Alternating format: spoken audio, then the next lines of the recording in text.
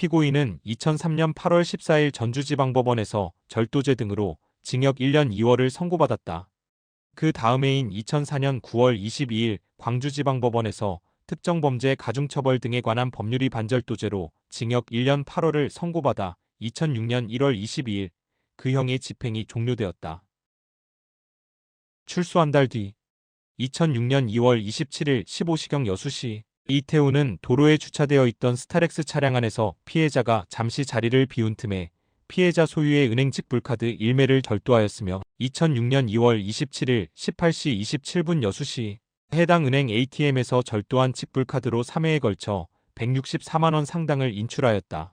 2006년 9월 8일 13시 부천시 원미구 역곡지점 한 은행에서 로또 복권에 당첨이 된 사실이 없음에도 불구하고 위 은행 차장인 피해자 I에게 로또 복권이 당첨되어 당첨금 4억 7천만 원을 이 은행에 예치하고 싶은데 돈이 여의도역 물품 보관함에 있으니 함께 돈을 찾으러 가자고 거짓말하여 이에 속은 피해자와 함께 여의도역 앞 노상에 이르러 미리 준비하여 둔 물품 보관함 열쇠를 위 피해자에게 건네주며 후원단체 사람들이 쫓아다니니까 대신 가서 돈을 꺼내오되 담보로 지갑을 맡겨놓으라고 말하여 이에 속은 피해자로부터 휴대전화와 운전면허증을 담보로 교부받아 이를 편취하였다.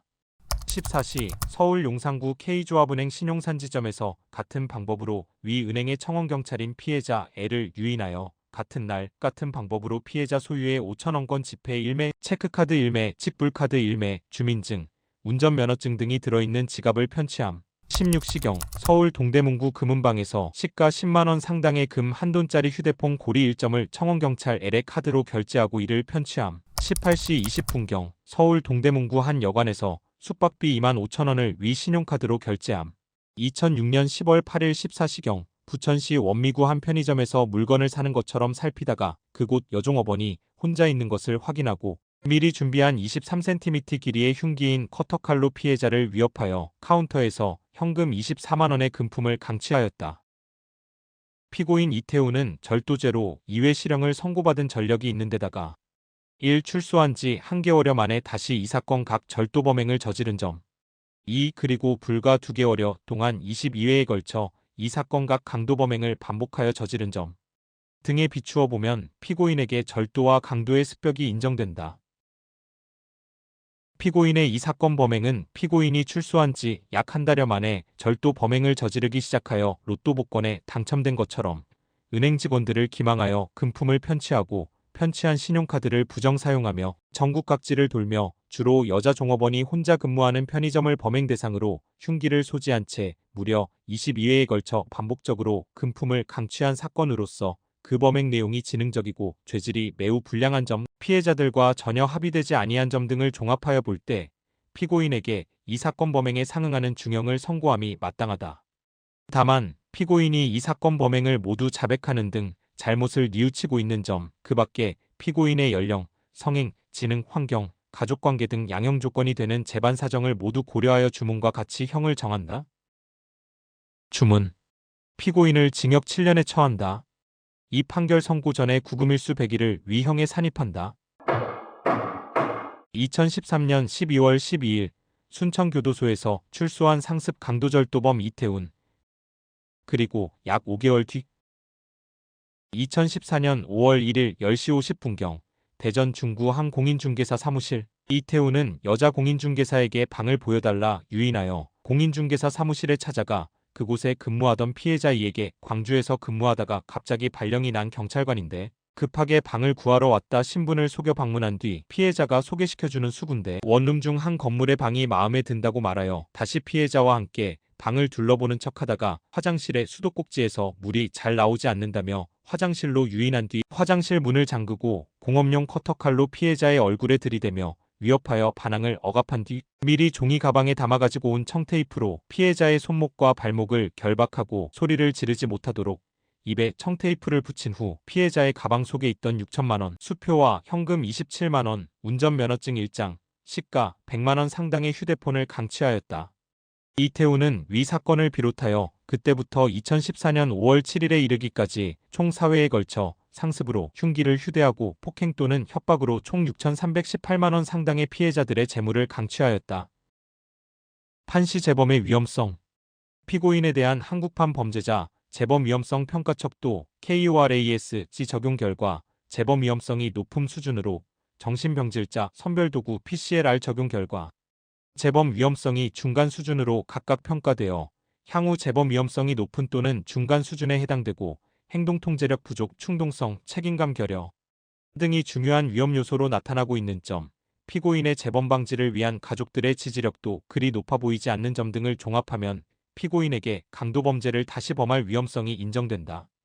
이 사건 범행은 피고인이 혼자 있는 여자 공인중개사나 편의점 여자 직원들을 상대로 미리 준비한 공업용 커터칼로 위협하여 합계 6,318만 원 상당의 재물을 강취한 사안으로 그 범행 수법과 행위 태양 등에 비추어 죄질이 매우 불량한 점, 피고인은 특정범죄 가중처벌 등에 관한 법률 위반죄 등으로 실형을 선고받은 전력이 있음에도 그 집행을 마친 지 6개월도 채 되지 않아 다시 누범에 해당하는 이 사건 범행을 반복적으로 저지른 점, 피고인의 이 사건 범행으로 인하여 피해자들이 큰 정신적 충격을 받았을 것으로 보임에도 피고인이 그 피해 회복을 위하여 별다른 노력을 기울이지 않고 있는 점 등을 고려하면 피고인에게 그 책임에 상응하는 중형을 선고할 필요가 있다.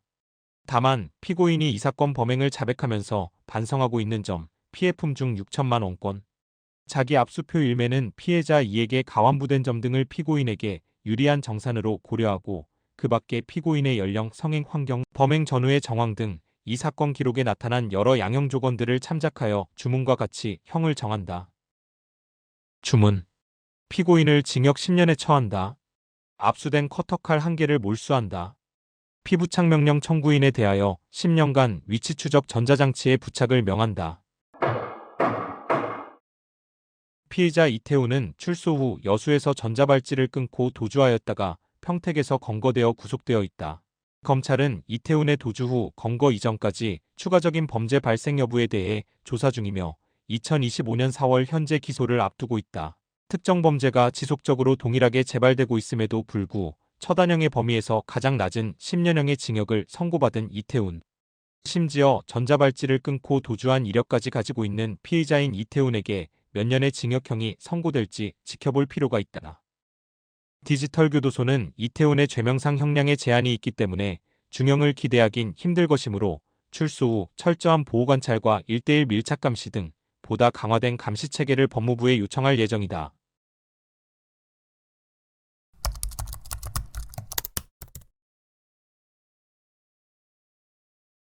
피고인은 전남 신안군에서 염정과 새우 양식장을 운영하는 사람으로서 상시 4명에서 6명의 근로자를 사용한다. 피고인은 2008년 10월경 목포에 있는 한 직업소개소에서 피해자 아이를 염전 종사원으로 소개받았다. 피고인은 피해자가 지적 능력이 떨어지고 사회적 능력이 7세 8개월에 불과하여 상황에 대한 합리적인 판단이 어려운 점을 이용하여 정상적인 급여를 지급할 의사나 능력이 없음에도 급여를 지급할 것처럼 행세하여 염정과 새우 양식장에서 일을 시키고 노동력을 착취하였다. 피고인은 피해자에게 1년에 400만 원을 지급하겠다라고 거짓말을 하였고 2008년 11월경부터 2014년 1월경까지 급여 6,219만 2,940원을 지급하지 않았으며 피해자의 심신장애를 이용하여 재산상 이득을 취하였다. 2013년 7월경 피고인의 염전. 피고인은 피해자 제이가 염전에 바닷물을 잘못 넣었다는 이유로 왜 물을 잘못 실었냐 이 새끼야라고 폭언하며 주먹으로 피해자의 머리와 허벅지 부위를 각 1회씩 걷어차 폭행하였으며 피해자 아이가 소금을 통에 빨리 담지 않는다는 이유로 발로 피해자의 정강이를 2회 걷어차 폭행하였다. 2013년 11월경 피고인의 주거지 앞에 있는 소금 창고 옆에서 피해자 K가 함께 일하는 종업원과 싸웠다는 이유로 주먹으로 피해자의 머리를 1회 때리고 발로 오른쪽 정강이 부위를 2, 3회 걷어차 폭행하였다. 하지만 이 사실에 대해 피고인 및 변호인단은 지적 능력이 떨어지고 사회적 능력이 7세 8개월에 불과하여 라는 구체적인 사정이 적시되었는데 이는 법령에 규정되어 있지 않을 뿐만 아니라 공소제기의 방식이 공소장일본주의에 위배된다고 주장한다. 그리고 이 부분에 대한 공소제기 절차는 법률의 규정에 위반하여 무효인 경우에 해당하므로 공소기각을 선고하여야 한다고 주장하고 있다. 공소장일본주의는 대한민국의 형사소송법상 개념으로 공소를 제기함에는 공소장을 관할법원에 제출하여야 하며 공소장에는 공소제기 전에 변호인이 선임되거나 보조인의 신고가 있는 경우 그 변호인 선임서 또는 보조인 신고서를 공소제기 전에 특별대리인의 선임이 있는 경우 그 특별대리인 선임 결정 등본을 공소제기 당시 피고인이 구속되어 있거나 체포 또는 구속된 후 석방된 경우 체포영장, 긴급체포서, 구속영장 기타 구속에 관한 서류를 각 첨부하되 그 외에 예단이 생기게 할 수 있는 서류 기타 물건을 첨부해서는 안 된다는 것이다. 준사기재와 관련하여서는 피해자 I가 임금 청구권을 포기하는 처분행위를 하지 않았고 피고인이 피해자를 위해 저축성 생명공제보험에 가입하는 등으로 임금을 지급하여 임금 지급 의사가 없었던 것이 아니었다는 점을 들어 준사기재가 성립되지 않는다고 주장하였다. 법원은 이와 같은 피고인 및 변호인단의 주장에 1. 피해자 심신장애의 정도를 구체적으로 명확히 나타내기 위하여 피해자의 IQ, SQ, 사회적 나이를 적시한 것에 불과하므로 법률의 규정에 위배되지 않으며 이 피고인은 피해자 I를 제외한 나머지 종업원들에게는 임금을 정산하여 줬는데 피해자 I에게는 임금 정산을 하지 않았고 2010년 구정에 피해자를 데리고 나갔을 때도 목포에서 사용할 용돈을 지급할 요량이었지 임금을 지급하려고 하지는 않았다. 실제로 피해자 I는 피고인의 종업원으로 일하는 동안 과자값 정도만 요구하였을 뿐 임금을 요구한 적이 없다. 3. 피해자 I는 2008년 10월경부터 피고인에게 고용되어 일을 하였으나 피고인의 처는 2012년 1월 9일에 이르러서야 저축성 생명공제보험에 가입하였다. 공제보험의 경우 피해자 I가 2017년 1월 9일까지 생존해야 적립금을 지급받을 수 있는 형태인데 매달 지급받을 수 있는 월급을 위와 같이 조건부 형태로 사후에 지급받는다는 점에 동의하였다고 볼만한 자료가 없다 등의 판단을 하였다. 또한 위 사실에 의하면 1. 피고인은 피해자 I를 데려와 일을 시킬 때부터 그에게 임금을 지급하지 않은 채 일을 시키겠다는 고의를 미필적으로나마 갖고 있다는 점을 넉넉히 인정할 수 있으며 이 사건에서 피고인이 피해자에게 임금 400만 원을 주겠다고 거짓말을 한 것은 피해자의 사리분별 및 의사결정 능력이 부족한 점을 이용하여 불리한 근로계약을 체결하기 위한 수단의 하나에 지나지 않는다. 3. 따라서 설령 피해자가 임금 청구권을 포기하지 않았다고 하더라도 피고인의 중기망행위에 의해 노무가 제공된 이상 준사기재가 성립함에는 지장이 되지 않아 피고인과 변호인단의 주장은 모두 받아들일 수 없다고 판단하였다.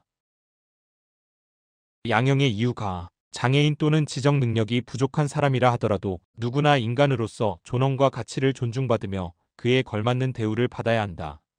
장애인의 인간다운 삶과 권리를 최대한 보장하고 궁극적으로는 그들의 완전한 사회 참여와 평등을 통하여 사회통합을 이루는 것이야말로 사회 구성원 모두가 지향해 나아가야 할 이상적인 복지사회의 모습이다. 이 사건 준사기 범행의 피해자 I는 지적장애인 판정을 받지는 않았지만 지적능력 79, 사회지수 55 정도로 사회연령이 7세 8개월에 불과하여 사회적 상황에 대한 이해력 및 판단 능력이 매우 뒤처져 있는 등 경도의 정신발육지연 상태인데 피고인은 피해자의 이러한 점을 악용하여 피해자를 데려와 자신의 지배하에 두고 피해자에게 임금을 지불하지 않고 장기간 일을 시킨 것으로 그 죄질이 무거워 엄히 처벌할 필요가 있다.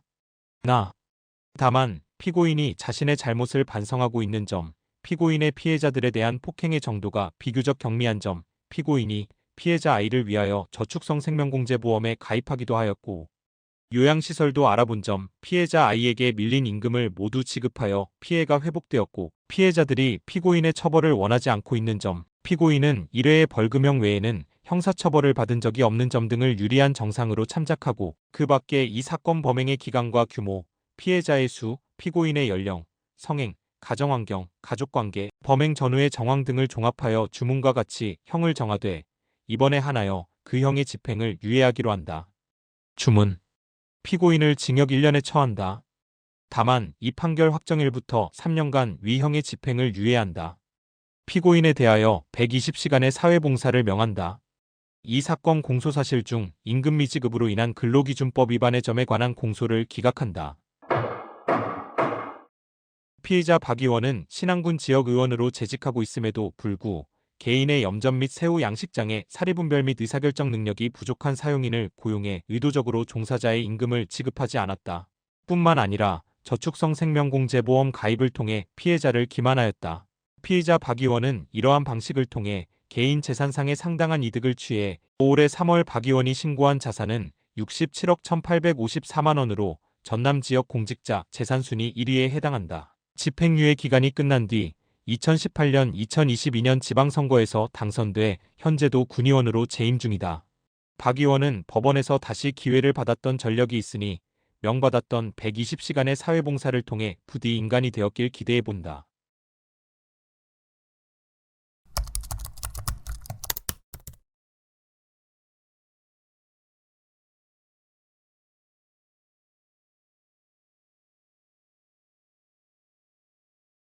피고인은 2025년 4월 7일 대전지방법원 천안지원에서 성폭력 범죄의 처벌 등에 관한 특례법 위반, 친족관계에 의한 각 등으로 징역형을 선고받았다.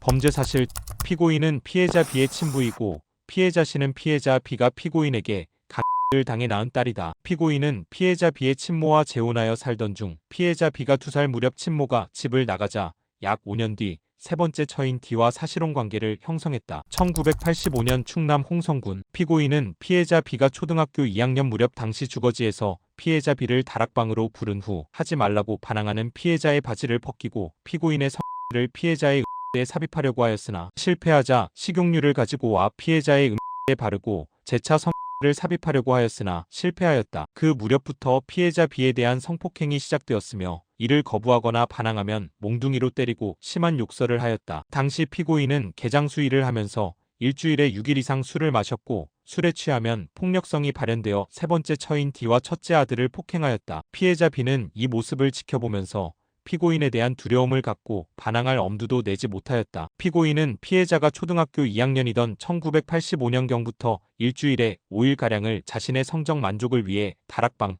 재래식 화장실, 옥수수밭, 상여집, 공동묘지, 화물차 안에서 피해자 B를 성적 놀이개 삼아 성폭행하였다. 피해자 B가 고등학교 2학년 때 피고인의 아이를 임신하게 되었고 이에 피고인은 피해자를 산부인과로 데려가 중절 수술을 받게 하였으며 피해자가 고등학교 3학년 무렵 피고인의 처 D는 피해자의 동생을 데리고 집을 나갔다. 당시 피고인의 동생인 아이가 자신의 주거지 부근으로 이사올 것을 제안하였으나 피고인은 피해자에게 작은 아버지도 너를 건드리려고 하는 것이니 이사가지 않겠다고 말하라며 강요하여 피해자는 피고인으로부터 벗어날 수 없다는 생각을 갖게 되었다.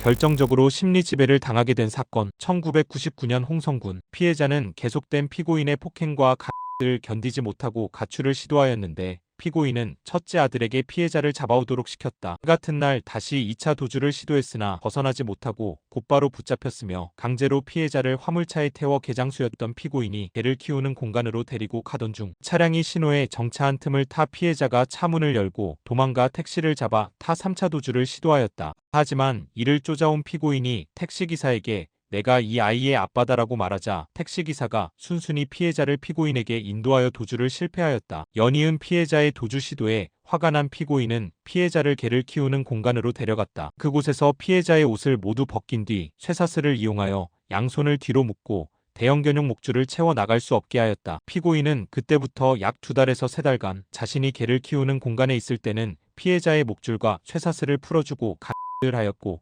자신이 홍성군의 집으로 가거나 외부에 볼 일이 있을 때는 피해자의 목에 개 목줄을 다시 채우고 쇠사슬로 몸을 감아 가둬놓았다. 3번의 도주 시도가 모두 실패하고 발가벗겨진 채 목줄과 쇠사슬을 차고 남겨진 피해자는 어떠한 저항도 할 수 없는 한거불능의 상태가 되었다. 피해자 B에 대한 범죄 사실.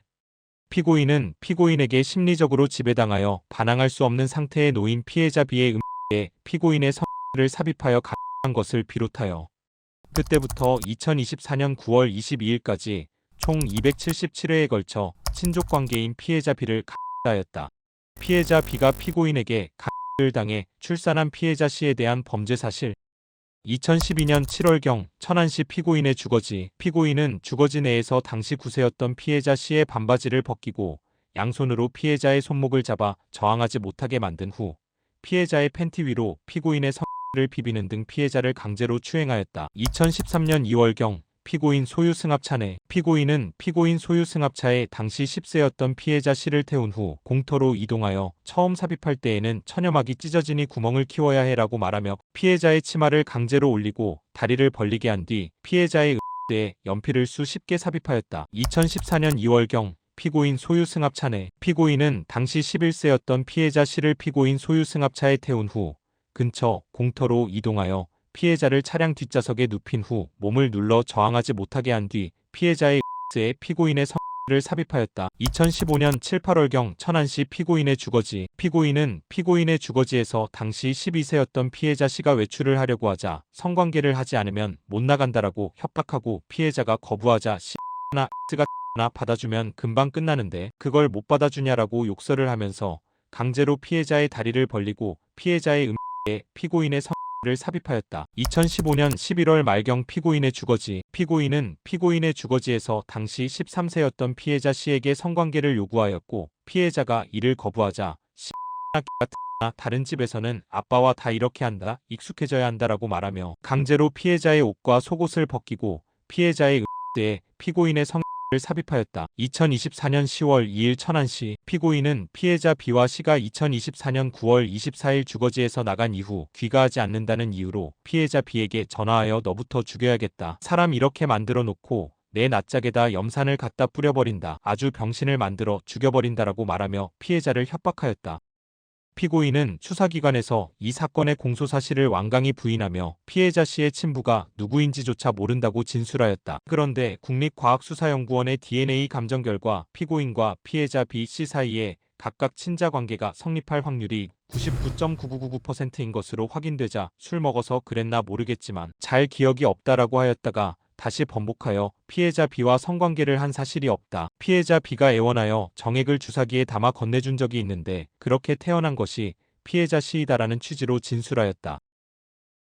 양형의 이유. 피고인은 아버지로서 보호양육 의무를 저버리고 친딸인 피해자 B를 성욕 해소의 도구로 삼아 어린 나이부터 장장 40년가량 지속적으로 가해왔고 그로 인해 4번의 임신과 낙태를 거쳐 끝내 피해자 C를 출산하게까지 하였다. 피해자 B에 대한 범행은 이 판결을 통해 일부 인정된 것만 해도 총 277회에 달한다. 피고인은 그것도 모자라 위와 같이 자신이 피해자 B를 임신시켜 낳은 피해자 C마저 만 9세일 무렵부터 반복적으로 추행, 유사성행위, 가하기에 이르렀다. 개인의 자유와 인권 보장을 지향해온 우리 사회에서 상상조차 하기 힘든 범죄가 가능한 사실이 그저 개탄스럽다. 나이 어린 피해자 C의 음해에 연필을 넣는 등 구체적인 범행 수법 및 내용 또한 엽기적이며 범행 과정에서 피고인이 한 언행도 참담한 수준이다. 이와 같은 범행은 한 가정을 파괴하는 것일 뿐만 아니라 친족관계를 근간부터 흔들어 놓을 수 있는 반인륜적인 범죄이다. 또한 인간의 본성에 대한 깊은 회의를 불러일으켜 사회적으로도 큰 충격을 줄 수 있다는 점에서 엄중한 처벌이 필요함은 재현의 여지가 없다. 피고인이 친딸 내지 친손녀와의 관계에서 이러한 범행을 반복적으로 저질러 왔다는 점에 비추어 보면 심각한 성인지 외국과 타인에 대한 성적 도구와 성향, 비인간적, 반인륜적 성향이 의심되며 향후 재범 위험성 역시 높아 보인다. 피해자 B는 40년가량 피고인의 통제하에 있으면서 왜곡된 성적 욕구를 충족시키는 대상으로 전락함으로써 한 여성으로서 평범하고 행복한 인생을 누릴 기회를 박탈당했고 인간으로서의 존엄마저 크게 훼손당하였다. 피해자 C 역시 올바른 성적 가치관과 인격 형성을 도모하게 되는 시기에 자신이 보호받아야 할 가정에서 성폭력 피해를 입었고 그로 인하여 심각한 불안감과 성적 수치심을 느꼈을 것으로 보인다. 이 사건각 범행으로 인하여 피해자들이 겪었던 그리고 앞으로 겪을 신체적 정신적 고통은 이루 헤아리기조차 어렵고 모녀인 피해자들은 서로가 겪은 고통을 바라보면서 살아갈 수밖에 없어 더욱 비극적이다. 그럼에도 불구하고 피고인은 궤변으로 일관하며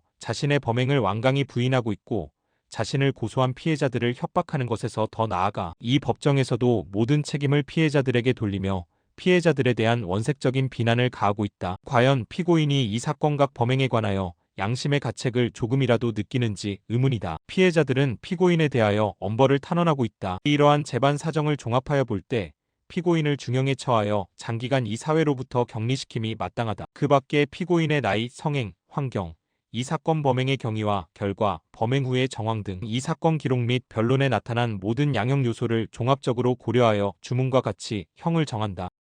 주문. 피고인을 징역 25년에 처한다. 피고인에 대하여 80시간의 성폭력 치료 프로그램의 이수를 명한다. 피고인에 대한 정보를 5년간 정보통신망을 이용하여 공개 및 고지한다. 피고인에 대하여 아동 청소년 관련 기관 등 및 장애인 관련 기관과 아동 관련 기관에 각 5년간 취업 제한을 명한다.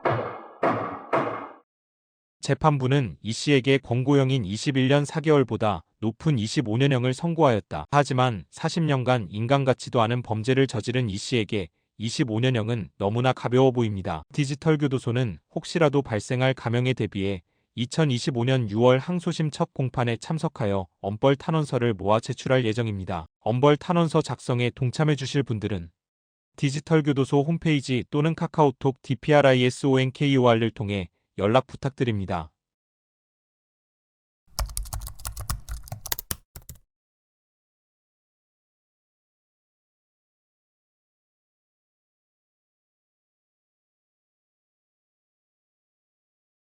피고인은 2023년 11월 3일 인천지방법원 부천지원에서 성폭력 범죄의 처벌 등에 관한 특례법 위반, 친족관계에 의한 중간 등으로 징역형을 선고받았다. 범죄 사실. 피고인은 피해자 A의 어머니와 2016년경부터 사실혼 관계를 유지하였다. 피고인은 피해자의 어머니와 김포시에서 가게를 운영하고 있고 피고인이 대부분의 일을 담당하고 있어 피해자의 가족들은 피고인에게 의존하여 생활하였다. 피고인은 피해자가 어린 나이로 사리를 분별하기 어렵고 저항하지 못한다는 사실을 이용하여 피해자가 11세가 되는 2016년 5월경부터 피해자를 추행하거나 가하기로 마음먹었다. 2016년 5월경 피고인은 당시 주거지였던 김포시 모 아파트 거실에서 당시 11세였던 피해자가 누워있는 것을 보고 잠버릇인 양 피해자를 껴안으며 손으로 피해자의 옷 위로 가슴을 만지고 피해자가 피고인을 피해 자리를 옮기자 재차 따라가 피해자의 가슴을 만져 피해자를 강제로 추행하였다. 2017년경 피고인은 주거지에서 당시 12세였던 피해자가 누워있는 것을 보고 옆에 다가가 피해자의 셔츠 속으로 손을 집어넣어 피해자의 가슴을 수차례 주물러 만지며 피해자를 강제로 추행하였다. 피해자는 피고인으로부터 수차례의 성추행을 당해 큰 정신적 충격을 받았고 혹시나 피해자의 어머니가 이 사실을 알게 되면 자신을 싫어하게 될까봐 두려워하였다. 피고인은 이 사실을 이용하여 피해자가 성적 요구를 거부하면 집안 분위기를 좋지 않게 만들고 피해자가 외출하지 못하게 하는 등 불이익을 주며 피해자로 하여금 반항과 저항을 체념하게 만들었다.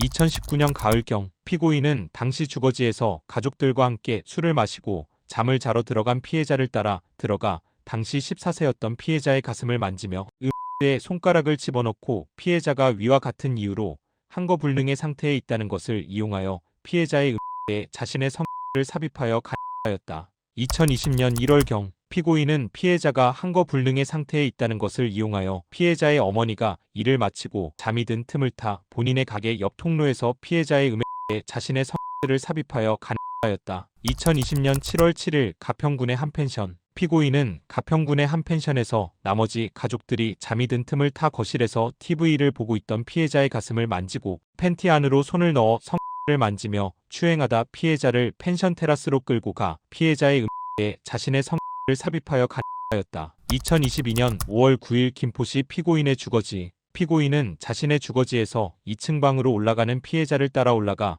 피해자가 한거불능의 상태에 있다는 점을 이용하여 자신의 성을 피해자의 에 삽입하여 간하였다. 2022년 6월 12일 김포시 피고인의 주거지 피고인은 다른 가족들이 술을 많이 마셔 모두 방으로 들어간 틈을 타 방으로 들어가는 피해자를 따라 올라가 침대에 누워있는 피해자의 옆에 누워 자신의 성을 피해자의 에 삽입하여 피해자를 간하였다. 2022년 7월 7일 김포시 피고인의 주거지 피고인은 방 침대에 누워있는 피해자의 가슴을 만지고 피해자가 이를 피하려 돌아눕자 손으로 엉덩이를 만지고 계속하여 양손으로 피해자의 허벅지 옆쪽을 수차례 때리며 피해자를 간하려 들었으나 피해자가 아파하지 마라고 소리쳐 옆방에서 자고 있던 피해자의 오빠가 피해자의 방으로 들어오자 그 뜻을 이루지 못하고 미수에 그쳤다. 2022년 7월 24일 김포시 피고인의 주거지 피고인은 방 침대에 누워있는 피해자의 가슴을 만지며 추행을 계속하다 한 번 하자고 말하며 피해자의 바지를 벗기고 자신의 성을 피해자의 삽입하여 피해자를 간하였다. 2022년 8월 5일 김포시 피고인의 주거지 피고인은 방 침대에 누워있는 피해자를 갑자기 껴안고 자신의 성을 피해자의 삽입하여 피해자를 간하였다. 2022년 11월 13일 김포시 피고인의 주거지 피고인은 방 안에 누워있는 피해자의 가슴을 만지고 피해자가 한거불능의 상태에 있다는 것을 이용하여 자신의 성을 피해자의 삽입하며 피해자를 간하였다. 2022년 11월 27일 김포시 피고인의 주거지 피고인은 남자친구와 통화를 하며 게임을 하고 있던 피해자의 가슴을 만지며 추행하고 계속하여 통화를 음소거하게 한 뒤 피해자에게 자신의 성을 빨아달라 요구하고 피해자를 침대로 데려가 피고인의 성을 피해자의 삽입하여 피해자를 간하였다.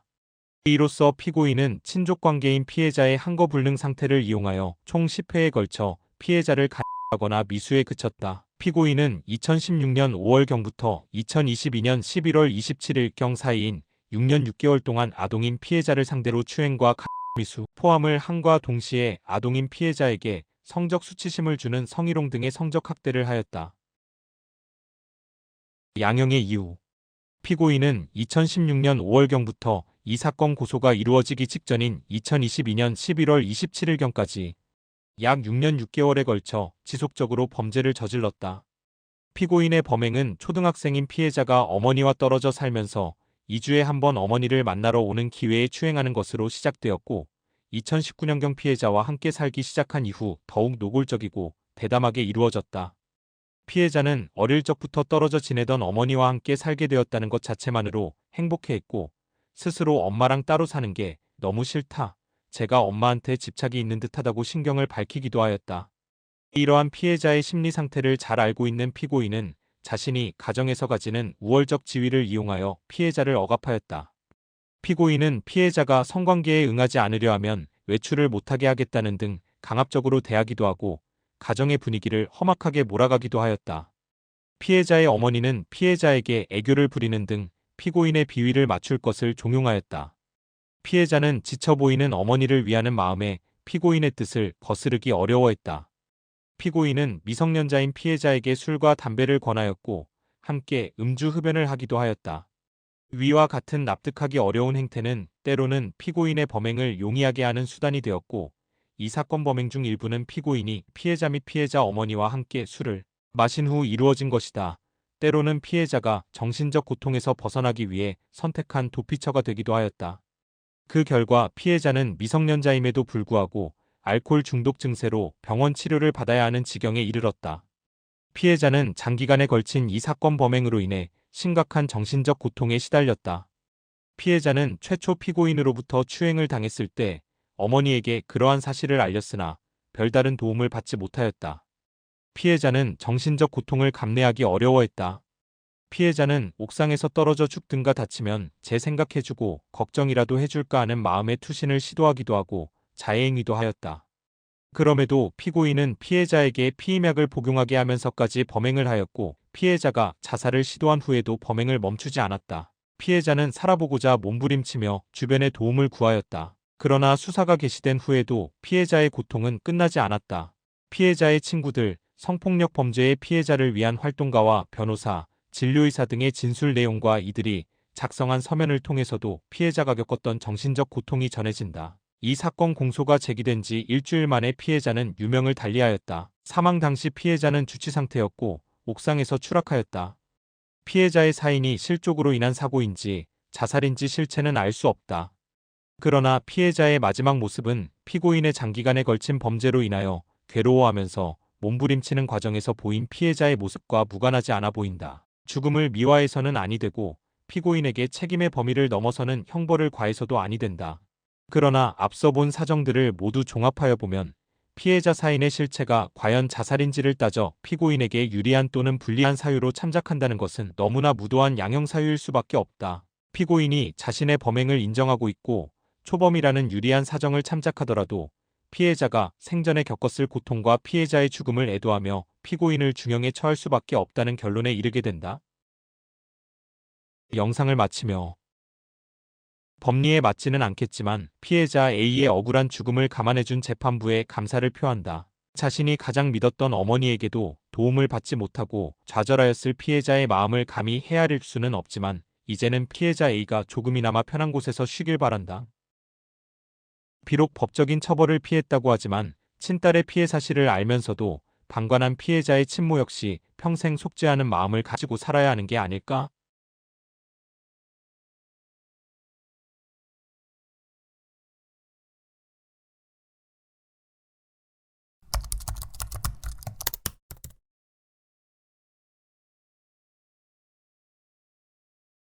피고인은 2003년 8월 14일 전주지방법원에서 절도죄 등으로 징역 1년 2월을 선고받았다. 그 다음 해인 2004년 9월 22일 광주지방법원에서 특정범죄 가중처벌 등에 관한 법률위 반절도죄로 징역 1년 8월을 선고받아 2006년 1월 22일 그 형의 집행이 종료되었다. 출소 한 달 뒤 2006년 2월 27일 15시경 여수시 이태우는 도로에 주차되어 있던 스타렉스 차량 안에서 피해자가 잠시 자리를 비운 틈에 피해자 소유의 은행 직불카드 일매를 절도하였으며 2006년 2월 27일 18시 27분 여수시 해당 은행 ATM에서 절도한 직불카드로 3회에 걸쳐 164만 원 상당을 인출하였다. 2006년 9월 8일 13시 부천시 원미구 역곡지점 한 은행에서 로또 복권에 당첨이 된 사실이 없음에도 불구하고 위 은행 차장인 피해자 I에게 로또 복권이 당첨되어 당첨금 4억 7천만 원을 이 은행에 예치하고 싶은데 돈이 여의도역 물품 보관함에 있으니 함께 돈을 찾으러 가자고 거짓말하여 이에 속은 피해자와 함께 여의도역 앞 노상에 이르러 미리 준비하여 둔 물품 보관함 열쇠를 위 피해자에게 건네주며 후원단체 사람들이 쫓아다니니까 대신 가서 돈을 꺼내오되 담보로 지갑을 맡겨놓으라고 말하여 이에 속은 피해자로부터 휴대전화와 운전면허증을 담보로 교부받아 이를 편취하였다. 14시 서울 용산구 K조합은행 신용산지점에서 같은 방법으로 위 은행의 청원경찰인 피해자 L을 유인하여 같은 날 같은 방법으로 피해자 소유의 5천원권 지폐 1매, 체크카드 1매, 직불카드 1매, 주민증, 운전면허증 등이 들어있는 지갑을 편취함. 16시경 서울 동대문구 금은방에서 시가 10만원 상당의 금 한돈짜리 휴대폰 고리 1점을 청원경찰 L의 카드로 결제하고 이를 편취함. 18시 20분경 서울 동대문구 한 여관에서 숙박비 2만 5천원을 위 신용카드로 결제함. 2006년 10월 8일 14시경 부천시 원미구 한 편의점에서 물건을 사는 것처럼 살피다가 그곳 여종업원이 혼자 있는 것을 확인하고 미리 준비한 23cm 길이의 흉기인 커터칼로 피해자를 위협하여 카운터에서 현금 24만원의 금품을 강취하였다. 피고인 이태우는 절도죄로 2회 실형을 선고받은 전력이 있는 데다가 1. 출소한 지 한 개월여 만에 다시 이 사건 각 절도 범행을 저지른 점. 2. 그리고 불과 2개월여 동안 22회에 걸쳐 이 사건 각 강도 범행을 반복하여 저지른 점 등에 비추어 보면 피고인에게 절도와 강도의 습벽이 인정된다. 피고인의 이 사건 범행은 피고인이 출소한 지 약 한 달여 만에 절도 범행을 저지르기 시작하여 로또 복권에 당첨된 것처럼 은행 직원들을 기망하여 금품을 편취하고 편취한 신용카드를 부정 사용하며 전국 각지를 돌며 주로 여자 종업원이 혼자 근무하는 편의점을 범행 대상으로 흉기를 소지한 채 무려 22회에 걸쳐 반복적으로 금품을 강취한 사건으로서 그 범행 내용이 지능적이고 죄질이 매우 불량한 점, 피해자들과 전혀 합의되지 아니한 점 등을 종합하여 볼 때 피고인에게 이 사건 범행에 상응하는 중형을 선고함이 마땅하다. 다만 피고인이 이 사건 범행을 모두 자백하는 등 잘못을 뉘우치고 있는 점, 그 밖에 피고인의 연령, 성행, 지능, 환경, 가족관계 등 양형 조건이 되는 재반 사정을 모두 고려하여 주문과 같이 형을 정한다. 주문. 피고인을 징역 7년에 처한다. 이 판결 선고 전에 구금일수 100일을 위형에 산입한다. 2013년 12월 12일 순천교도소에서 출소한 상습 강도절도범 이태훈. 그리고 약 5개월 뒤 2014년 5월 1일 10시 50분경 대전 중구 한 공인중개사 사무실 이태훈은 여자 공인중개사에게 방을 보여달라 유인하여 공인중개사 사무실에 찾아가 그곳에 근무하던 피해자 E에게 광주에서 근무하다가 갑자기 발령이 난 경찰관인데 급하게 방을 구하러 왔다 신분을 속여 방문한 뒤 피해자가 소개시켜주는 수군데 원룸 중 한 건물의 방이 마음에 든다고 말하여 다시 피해자와 함께 방을 둘러보는 척하다가 화장실의 수도꼭지에서 물이 잘 나오지 않는다며 화장실로 유인한 뒤 화장실 문을 잠그고 공업용 커터칼로 피해자의 얼굴에 들이대며 위협하여 반항을 억압한 뒤 미리 종이 가방에 담아 가지고 온 청테이프로 피해자의 손목과 발목을 결박하고 소리를 지르지 못하도록 입에 청테이프를 붙인 후 피해자의 가방 속에 있던 6천만원 수표와 현금 27만원, 운전면허증 1장, 시가 100만원 상당의 휴대폰을 강취하였다. 이태훈은 위 사건을 비롯하여 그때부터 2014년 5월 7일에 이르기까지 총 4회에 걸쳐 상습으로 흉기를 휴대하고 폭행 또는 협박으로 총 6,318만원 상당의 피해자들의 재물을 강취하였다. 판시 재범의 위험성.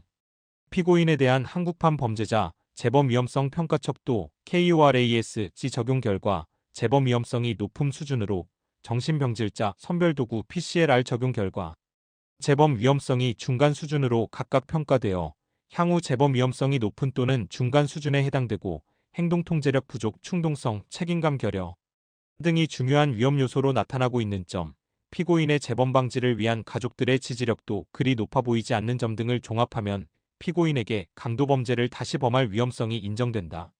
이 사건 범행은 피고인이 혼자 있는 여자 공인중개사나 편의점 여자 직원들을 상대로 미리 준비한 공업용 커터칼로 위협하여 합계 6,318만원 상당의 재물을 강취한 사안으로 그 범행 수법과 행위 태양 등에 비추어 죄질이 매우 불량한 점, 피고인은 특정 범죄 가중처벌 등에 관한 법률 위반죄 등으로 실형을 선고받은 전력이 있음에도 그 집행을 마친 지 6개월도 채 되지 않아 다시 누범에 해당하는 이 사건 범행을 반복적으로 저지른 점, 피고인의 이 사건 범행으로 인하여 피해자들이 큰 정신적 충격을 받았을 것으로 보임에도 피고인이 그 피해 회복을 위하여 별다른 노력을 기울이지 않고 있는 점 등을 고려하면 피고인에게 그 책임에 상응하는 중형을 선고할 필요가 있다.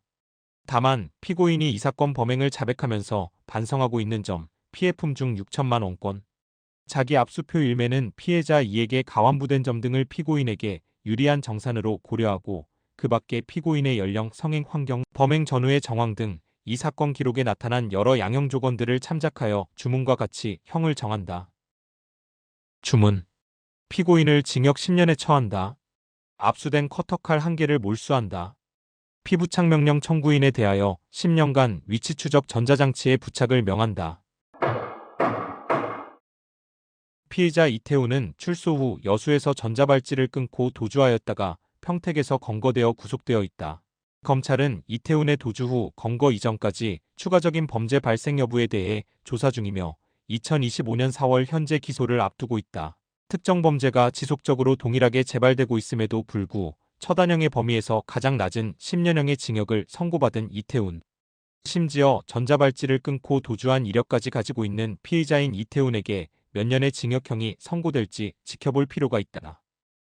디지털 교도소는 이태훈의 죄명상 형량에 제한이 있기 때문에 중형을 기대하긴 힘들 것이므로 출소 후 철저한 보호관찰과 1:1 밀착감시 등 보다 강화된 감시체계를 법무부에 요청할 예정이다.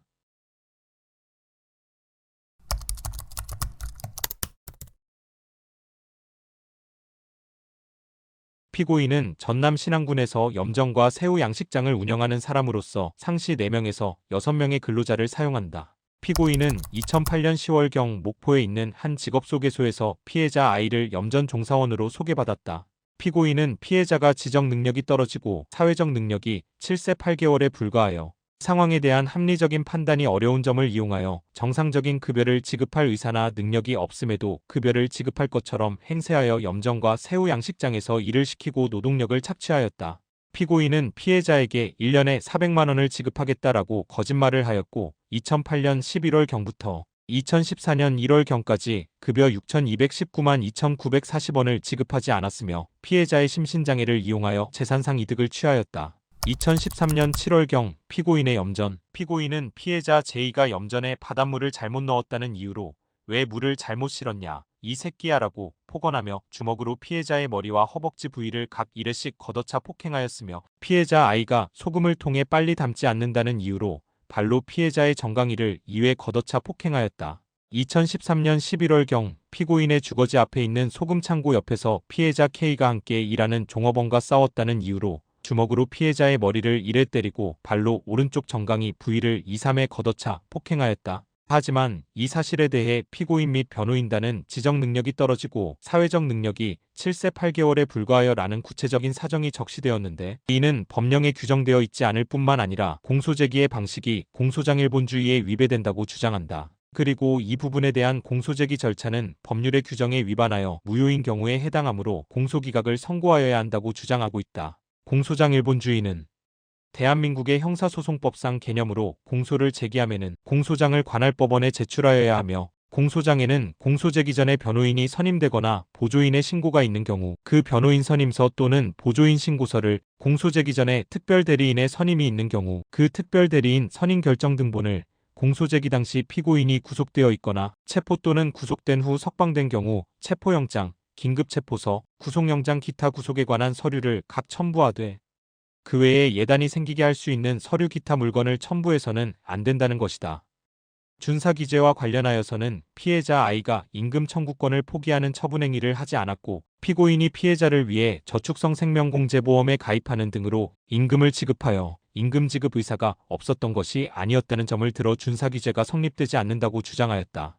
법원은 이와 같은 피고인 및 변호인단의 주장에 1. 피해자 심신장애의 정도를 구체적으로 명확히 나타내기 위하여 피해자의 IQ, SQ, 사회적 나이를 적시한 것에 불과하므로 법률의 규정에 위배되지 않으며 이 피고인은 피해자 아이를 제외한 나머지 종업원들에게는 임금을 정산하여 줬는데 피해자 아이에게는 임금 정산을 하지 않았고 2010년 구정에 피해자를 데리고 나갔을 때도 목포에서 사용할 용돈을 지급할 요량이었지 임금을 지급하려고 하지는 않았다. 실제로 피해자 아이는 피고인의 종업원으로 일하는 동안 과자값 정도만 요구하였을 뿐 임금을 요구한 적이 없다. 3. 피해자 아이는 2008년 10월경부터 피고인에게 고용되어 일을 하였으나 피고인의 처는 2012년 1월 9일에 이르러서야 저축성 생명공제보험에 가입하였다. 공제보험의 경우 피해자 아이가 2017년 1월 9일까지 생존해야 적립금을 지급받을 수 있는 형태인데 매달 지급받을 수 있는 월급을 위와 같이 조건부 형태로 사후에 지급받는다는 점에 동의하였다고 볼만한 자료가 없다 등의 판단을 하였다. 또한 위 사실에 의하면 1. 피고인은 피해자 아이를 데려와 일을 시킬 때부터 그에게 임금을 지급하지 않은 채 일을 시키겠다는 고의를 미필적으로나마 갖고 있다는 점을 넉넉히 인정할 수 있으며 이 사건에서 피고인이 피해자에게 임금 400만 원을 주겠다고 거짓말을 한 것은 피해자의 사리분별 및 의사결정 능력이 부족한 점을 이용하여 불리한 근로계약을 체결하기 위한 수단의 하나에 지나지 않는다. 3. 따라서 설령 피해자가 임금 청구권을 포기하지 않았다고 하더라도 피고인의 중기망행위에 의해 노무가 제공된 이상 준사기재가 성립함에는 지장이 되지 않아 피고인과 변호인단의 주장은 모두 받아들일 수 없다고 판단하였다. 양형의 이유가 장애인 또는 지적 능력이 부족한 사람이라 하더라도 누구나 인간으로서 존엄과 가치를 존중받으며 그에 걸맞는 대우를 받아야 한다. 장애인의 인간다운 삶과 권리를 최대한 보장하고 궁극적으로는 그들의 완전한 사회 참여와 평등을 통하여 사회통합을 이루는 것이야말로 사회 구성원 모두가 지향해 나아가야 할 이상적인 복지사회의 모습이다. 이 사건 준사기 범행의 피해자 아이는 지적장애인 판정을 받지는 않았지만 지적능력 79, 사회지수 55 정도로 사회연령이 7세 8개월에 불과하여 사회적 상황에 대한 이해력 및 판단 능력이 매우 뒤처져 있는 등 경도의 정신발육지연 상태인데 피고인은 피해자의 이러한 점을 악용하여 피해자를 데려와 자신의 지배하에 두고 피해자에게 임금을 지불하지 않고 장기간 일을 시킨 것으로 그 죄질이 무거워 엄히 처벌할 필요가 있다. 다만 피고인이 자신의 잘못을 반성하고 있는 점, 피고인의 피해자들에 대한 폭행의 정도가 비교적 경미한 점, 피고인이 피해자 아이를 위하여 저축성 생명공제보험에 가입하기도 하였고 요양시설도 알아본 점, 피해자 아이에게 밀린 임금을 모두 지급하여 피해가 회복되었고 피해자들이 피고인의 처벌을 원하지 않고 있는 점, 피고인은 1회의 벌금형 외에는 형사처벌을 받은 적이 없는 점 등을 유리한 정상으로 참작하고 그 밖에 이 사건 범행의 기간과 규모, 피해자의 수, 피고인의 연령, 성행, 가정환경, 가족관계, 범행 전후의 정황 등을 종합하여 주문과 같이 형을 정하되 이번에 한하여 그 형의 집행을 유예하기로 한다. 주문. 피고인을 징역 1년에 처한다. 다만 이 판결 확정일부터 3년간 위형의 집행을 유예한다. 피고인에 대하여 120시간의 사회봉사를 명한다. 이 사건 공소사실 중 임금 미지급으로 인한 근로기준법 위반의 점에 관한 공소를 기각한다. 피의자 박 의원은 신안군 지역의원으로 재직하고 있음에도 불구 개인의 염전 및 세후 양식장애, 사리분별 및 의사결정 능력이 부족한 사용인을 고용해 의도적으로 종사자의 임금을 지급하지 않았다. 뿐만 아니라 저축성 생명공제보험 가입을 통해 피해자를 기만하였다. 피의자 박 의원은 이러한 방식을 통해 개인 재산상의 상당한 이득을 취해 올해 3월 박 의원이 신고한 자산은 67억 1,854만 원으로 전남 지역 공직자 재산순위 1위에 해당한다. 집행유예 기간이 끝난 뒤 2018년 2022년 지방선거에서 당선돼 현재도 군의원으로 재임 중이다. 박 의원은 법원에서 다시 기회를 받았던 전력이 있으니 명받았던 120시간의 사회봉사를 통해 부디 인간이 되었길 기대해본다.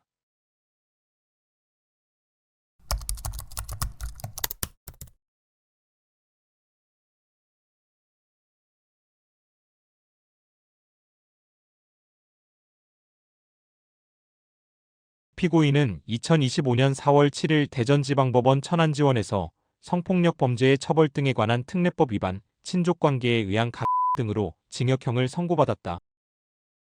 범죄 사실, 피고인은 피해자 B의 친부이고 피해자 C는 피해자 B가 피고인에게 을 당해 낳은 딸이다. 피고인은 피해자 B의 친모와 재혼하여 살던 중 피해자 B가 2살 무렵 친모가 집을 나가자 약 5년 뒤 세 번째 처인 D와 사실혼 관계를 형성했다. 1985년 충남 홍성군 피고인은 피해자 B가 초등학교 2학년 무렵 당시 주거지에서 피해자 B를 다락방으로 부른 후 하지 말라고 반항하는 피해자의 바지를 벗기고 피고인의 성를 피해자의 에 삽입하려고 하였으나 실패하자 식용유를 가지고 와 피해자의 에 바르고 재차 성을 삽입하려고 하였으나 실패하였다. 그 무렵부터 피해자 B에 대한 성폭행이 시작되었으며 이를 거부하거나 반항하면 몽둥이로 때리고 심한 욕설을 하였다. 당시 피고인은 개장수일을 하면서 일주일에 6일 이상 술을 마셨고 술에 취하면 폭력성이 발현되어 세 번째 처인 D와 첫째 아들을 폭행하였다. 피해자 B는 이 모습을 지켜보면서 피고인에 대한 두려움을 갖고 반항할 엄두도 내지 못하였다. 피고인은 피해자가 초등학교 2학년이던 1985년경부터 일주일에 5일가량을 자신의 성적 만족을 위해 다락방,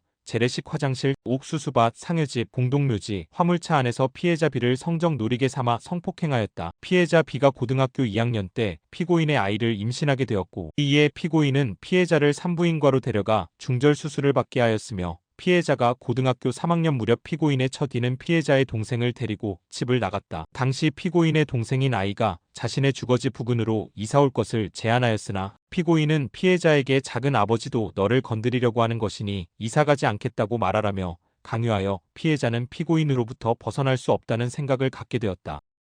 결정적으로 심리지배를 당하게 된 사건. 1999년 홍성군 피해자는 계속된 피고인의 폭행과 을 견디지 못하고 가출을 시도하였는데 피고인은 첫째 아들에게 피해자를 잡아오도록 시켰다. 그 같은 날 다시 2차 도주를 시도했으나 벗어나지 못하고 곧바로 붙잡혔으며 강제로 피해자를 화물차에 태워 개장수였던 피고인이 개를 키우는 공간으로 데리고 가던 중 차량이 신호에 정차한 틈을 타 피해자가 차 문을 열고 도망가 택시를 잡아 타 3차 도주를 시도하였다. 하지만 이를 쫓아온 피고인이 택시기사에게 내가 이 아이의 아빠다라고 말하자 택시기사가 순순히 피해자를 피고인에게 인도하여 도주를 실패하였다. 연이은 피해자의 도주 시도에 화가 난 피고인은 피해자를 개를 키우는 공간으로 데려갔다. 그곳에서 피해자의 옷을 모두 벗긴 뒤 쇠사슬을 이용하여 양손을 뒤로 묶고 대형 견용 목줄을 채워 나갈 수 없게 하였다. 피고인은 그때부터 약 2달에서 3달간 자신이 개를 키우는 공간에 있을 때는 피해자의 목줄과 쇠사슬을 풀어주고 가를 하였고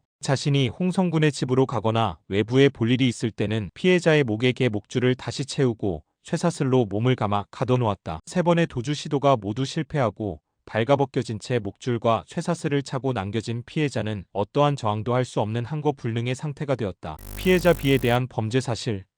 피고인은 피고인에게 심리적으로 지배당하여 반항할 수 없는 상태에 놓인 피해자 B의 음에 피고인의 성을 삽입하여 가한 것을 비롯하여 그때부터 2024년 9월 22일까지 총 277회에 걸쳐 친족관계인 피해자 B를 가하였다. 피해자 B가 피고인에게 가를 당해 출산한 피해자 C에 대한 범죄 사실. 2012년 7월경 천안시 피고인의 주거지. 피고인은 주거지 내에서 당시 구세였던 피해자 C의 반바지를 벗기고 양손으로 피해자의 손목을 잡아 저항하지 못하게 만든 후 피해자의 팬티 위로 피고인의 를 비비는 등 피해자를 강제로 추행하였다. 2013년 2월경 피고인 소유 승합차 내 피고인은 피고인 소유 승합차에 당시 10세였던 피해자 C를 태운 후 공터로 이동하여 처음 삽입할 때에는 처녀막이 찢어지니 구멍을 키워야 해라고 말하며 피해자의 치마를 강제로 올리고 다리를 벌리게 한 뒤 피해자의 에 연필을 수십 개 삽입하였다. 2014년 2월경 피고인 소유 승합차 내 피고인은 당시 11세였던 피해자 C를 피고인 소유 승합차에 태운 후 근처 공터로 이동하여 피해자를 차량 뒷좌석에 눕힌 후 몸을 눌러 저항하지 못하게 한 뒤 피해자의 에 피고인의 성을 삽입하였다. 2015년 7, 8월경 천안시 피고인의 주거지. 피고인은 피고인의 주거지에서 당시 12세였던 피해자 C가 외출을 하려고 하자 성관계를 하지 않으면 못 나간다라고 협박하고 피해자가 거부하자 C나 X가 나 받아주면 금방 끝나는데 그걸 못 받아주냐라고 욕설을 하면서 강제로 피해자의 다리를 벌리고 피해자의 피고인의 성을 삽입하였다. 2015년 11월 말경 피고인의 주거지. 피고인은 피고인의 주거지에서 당시 13세였던 피해자 C에게 성관계를 요구하였고 피해자가 이를 거부하자 C나 다른 집에서는 아빠와 다 이렇게 한다, 익숙해져야 한다라고 말하며 강제로 피해자의 옷과 속옷을 벗기고 피해자의 에 피고인의 성을 를 삽입하였다. 2024년 10월 2일 천안시 피고인은 피해자 B와 C가 2024년 9월 24일 주거지에서 나간 이후 귀가하지 않는다는 이유로 피해자 B에게 전화하여 너부터 죽여야겠다. 사람 이렇게 만들어 놓고 내 낯짝에다 염산을 갖다 뿌려버린다. 아주 병신을 만들어 죽여버린다라고 말하며 피해자를 협박하였다. 피고인은 수사기관에서 이 사건의 공소사실을 완강히 부인하며 피해자 C의 친부가 누구인지조차 모른다고 진술하였다. 그런데 국립과학수사연구원의 DNA 감정 결과 피고인과 피해자 B, C 사이에 각각 친자 관계가 성립할 확률이 99.9999%인 것으로 확인되자 술 먹어서 그랬나 모르겠지만 잘 기억이 없다라고 하였다가 다시 번복하여 피해자 B와 성관계를 한 사실이 없다. 피해자 B가 애원하여 정액을 주사기에 담아 건네준 적이 있는데 그렇게 태어난 것이 피해자 C이다라는 취지로 진술하였다. 양형의 이유. 피고인은 아버지로서 보호양육 의무를 저버리고 친딸인 피해자 B를 성욕 해소의 도구로 삼아 어린 나이부터 장장 40년가량 지속적으로 가해하여 왔고 그로 인해 4번의 임신과 낙태를 거쳐 끝내 피해자 C를 출산하게까지 하였다. 피해자 B에 대한 범행은 이 판결을 통해 일부 인정된 것만 해도 총 277회에 달한다. 피고인은 그것도 모자라 위와 같이 자신이 피해자 B를 임신시켜 낳은 피해자 C마저 만 9세일 무렵부터 반복적으로 추행, 유사성행위, 가하기에 이르렀다. 개인의 자유와 인권 보장을 지향해온 우리 사회에서 상상조차 하기 힘든 범죄가 가능한 사실이 그저 개탄스럽다. 나이 어린 피해자 C의 음해에 연필을 넣는 등 구체적인 범행 수법 및 내용 또한 엽기적이며 범행 과정에서 피고인이 한 언행도 참담한 수준이다. 이와 같은 범행은 한 가정을 파괴하는 것일 뿐만 아니라 친족관계를 근간부터 흔들어 놓을 수 있는 반인륜적인 범죄이다. 또한 인간의 본성에 대한 깊은 회의를 불러일으켜 사회적으로도 큰 충격을 줄 수 있다는 점에서 엄중한 처벌이 필요함은 재현의 여지가 없다. 피고인이 친딸 내지 친손녀와의 관계에서 이러한 범행을 반복적으로 저질러 왔다는 점에 비추어 보면 심각한 성인지 외국과 타인에 대한 성적 도구와 성향, 비인간적, 반인륜적 성향이 의심되며 향후 재범 위험성 역시 높아 보인다. 피해자 B는 40년가량 피고인의 통제하에 있으면서 왜곡된 성적 욕구를 충족시키는 대상으로 전락함으로써 한 여성으로서 평범하고 행복한 인생을 누릴 기회를 박탈당했고 인간으로서의 존엄마저 크게 훼손당하였다. 피해자 C 역시 올바른 성적 가치관과 인격 형성을 도모하게 되는 시기에 자신이 보호받아야 할 가정에서 성폭력 피해를 입었고 그로 인하여 심각한 불안감과 성적 수치심을 느꼈을 것으로 보인다. 이 사건각 범행으로 인하여 피해자들이 겪었던 그리고 앞으로 겪을 신체적 정신적 고통은 이루 헤아리기조차 어렵고 모녀인 피해자들은 서로가 겪은 고통을 바라보면서 살아갈 수밖에 없어 더욱 비극적이다. 그럼에도 불구하고 피고인은 궤변으로 일관하며 자신의 범행을 완강히 부인하고 있고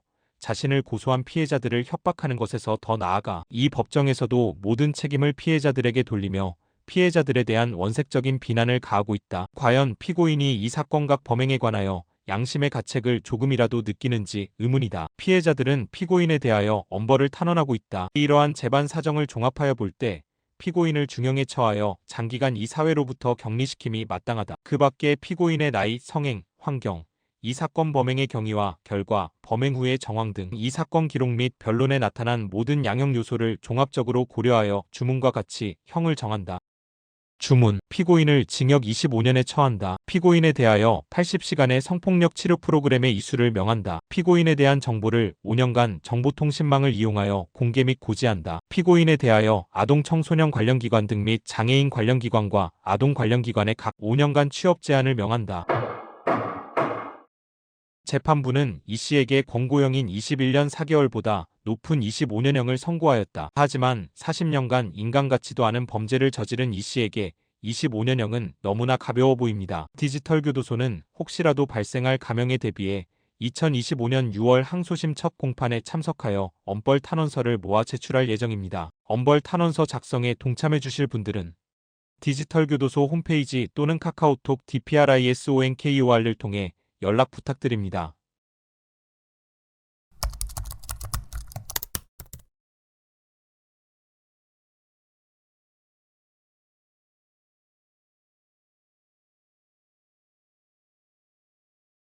피고인은 2023년 11월 3일 인천지방법원 부천지원에서 성폭력 범죄의 처벌 등에 관한 특례법 위반, 친족관계에 의한 중간 등으로 징역형을 선고받았다. 범죄 사실 피고인은 피해자 A의 어머니와 2016년경부터 사실혼 관계를 유지하였다. 피고인은 피해자의 어머니와 김포시에서 가게를 운영하고 있고 피고인이 대부분의 일을 담당하고 있어 피해자의 가족들은 피고인에게 의존하여 생활하였다. 피고인은 피해자가 어린 나이로 사리를 분별하기 어렵고 저항하지 못한다는 사실을 이용하여 피해자가 11세가 되는 2016년 5월경부터 피해자를 추행하거나 가하기로 마음먹었다. 2016년 5월경 피고인은 당시 주거지였던 김포시 모 아파트 거실에서 당시 11세였던 피해자가 누워있는 것을 보고 잠버릇인 양 피해자를 껴안으며 손으로 피해자의 옷 위로 가슴을 만지고 피해자가 피고인을 피해 자리를 옮기자 재차 따라가 피해자의 가슴을 만져 피해자를 강제로 추행하였다. 2017년경 피고인은 주거지에서 당시 12세였던 피해자가 누워있는 것을 보고 옆에 다가가 피해자의 셔츠 속으로 손을 집어넣어 피해자의 가슴을 수차례 주물러 만지며 피해자를 강제로 추행하였다. 피해자는 피고인으로부터 수차례의 성추행을 당해 큰 정신적 충격을 받았고 혹시나 피해자의 어머니가 이 사실을 알게 되면 자신을 싫어하게 될까봐 두려워하였다. 피고인은 이 사실을 이용하여 피해자가 성적 요구를 거부하면 집안 분위기를 좋지 않게 만들고 피해자가 외출하지 못하게 하는 등 불이익을 주며 피해자로 하여금 반항과 저항을 체념하게 만들었다.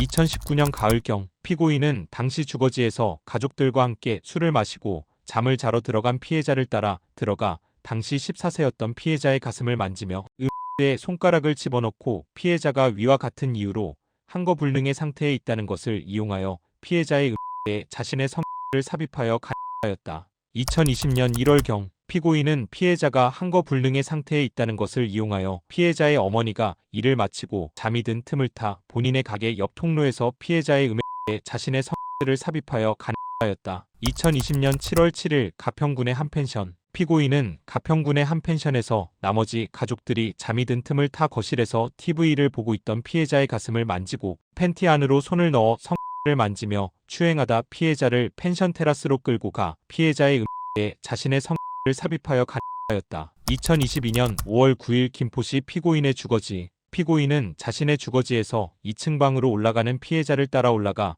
피해자가 한거불능의 상태에 있다는 점을 이용하여 자신의 성을 피해자의 에 삽입하여 가하였다. 2022년 6월 12일 김포시 피고인의 주거지 피고인은 다른 가족들이 술을 많이 마셔 모두 방으로 들어간 틈을 타 방으로 들어가는 피해자를 따라 올라가 침대에 누워있는 피해자의 옆에 누워 자신의 성을 피해자의 에 삽입하여 피해자를 가하였다. 2022년 7월 7일 김포시 피고인의 주거지 피고인은 방 침대에 누워있는 피해자의 가슴을 만지고 피해자가 이를 피하려 돌아눕자 손으로 엉덩이를 만지고 계속하여 양손으로 피해자의 허벅지 옆쪽을 수차례 때리며 피해자를 가하려 들었으나 피해자가 아파하지 마라고 소리쳐 옆방에서 자고 있던 피해자의 오빠가 피해자의 방으로 들어오자 그 뜻을 이루지 못하고 미수에 그쳤다. 2022년 7월 24일 김포시 피고인의 주거지 피고인은 방 침대에 누워있는 피해자의 가슴을 만지며 추행을 계속하다 한 번 하자고 말하며 피해자의 바지를 벗기고 자신의 성을 피해자의 삽입하여 피해자를 가하였다. 2022년 8월 5일 김포시 피고인의 주거지 피고인은 방 침대에 누워있는 피해자를 갑자기 껴안고 자신의 성을 피해자의 삽입하여 피해자를 가하였다. 2022년 11월 13일 김포시 피고인의 주거지 피고인은 방 안에 누워있는 피해자의 가슴을 만지고 피해자가 한거불능의 상태에 있다는 것을 이용하여 자신의 성을 피해자의 삽입하며 피해자를 가하였다. 2022년 11월 27일 김포시 피고인의 주거지 피고인은 남자친구와 통화를 하며 게임을 하고 있던 피해자의 가슴을 만지며 추행하고 계속하여 통화를 음소거하게 한 뒤 피해자에게 자신의 성을 빨아달라 요구하고 피해자를 침대로 데려가 피고인의 성을 피해자의 에 삽입하여 피해자를 가하였다. 이로써 피고인은 친족관계인 피해자의 한거불능 상태를 이용하여 총 10회에 걸쳐 피해자를 가하거나 미수에 그쳤다. 피고인은 2016년 5월경부터 2022년 11월 27일경 사이인 6년 6개월 동안 아동인 피해자를 상대로 추행과 미수, 포함을 함과 동시에 아동인 피해자에게 성적 수치심을 주는 성희롱 등의 성적 학대를 하였다. 양형의 이유 피고인은 2016년 5월경부터 이 사건 고소가 이루어지기 직전인 2022년 11월 27일경까지 약 6년 6개월에 걸쳐 지속적으로 범죄를 저질렀다.